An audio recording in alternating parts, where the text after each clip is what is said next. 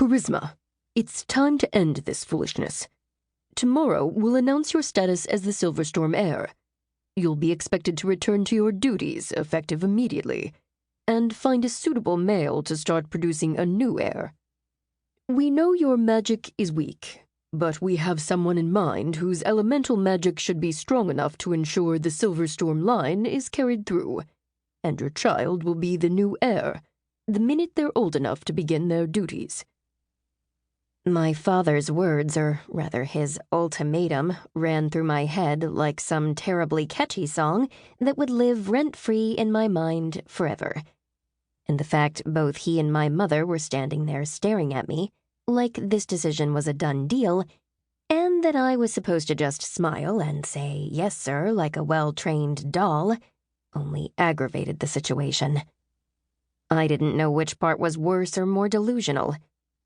If it was the fact they thought I'd just submit like a good girl and slink back into the family after all the shit I'd gone through, acting like the last 5 years had never happened. Hell, they acted like the last 10 years. Since they'd brought Kara to our house to groom her as my replacement, once all their attempts to force my magic to get stronger failed, had suddenly ceased to exist. Or if it was the fact they wanted me to be some broodmare whose only role would be to keep the seat warm until I gave them little powerful grandbabies. And then I could be cast aside again. As if I'd ever give up any child I might have one day to them, so they could put my kid through this hell. My son or daughter would not be some sacrificial lamb, bred for the purpose of being raised to the throne or some shit. Despite their plan, there was no guarantee my child would have strong magic. As I'd already proved, no matter how powerful the couple, the kid could still be magically weak. There was no way I'd ever turn them into magical guinea pigs. Hiring all kinds of psychopaths to torture them, claiming the unorthodox methods would strengthen their magic.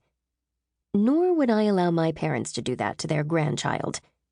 No fucking way. Any kid of mine would be better than this, no matter what magic they had, or how powerful they were or weren't. They'd be loved for who they were.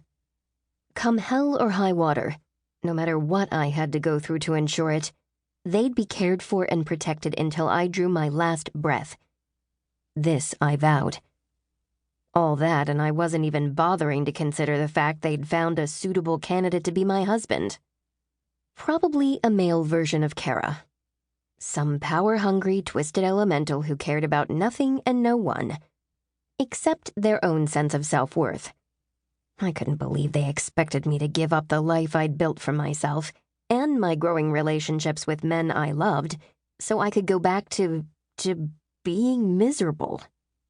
Actually, no, that wasn't true. I could totally believe it. Because it was just like my parents to think only their needs were important and only their wishes mattered. It was exactly like them to expect I'd jump at the snap of their fingers while asking how high. After all, they were the Silverstorms. They were used to getting their way.